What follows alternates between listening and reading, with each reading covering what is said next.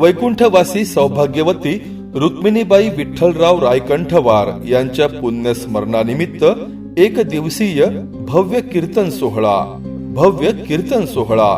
सद्गुरु श्री चंद्रशेखर महाराज देगलूरकर यांच्या सुश्राव्य वाणीतून एक दिवसीय भव्य कीर्तन सोहळा रविवार दिनांक 8 डिसेंबर 2024 रात्री 9 वाजता। स्थळ आहे गांधीनगर मैदान, बिलोली, तालुका बिलोली, जिल्हा नांदेड।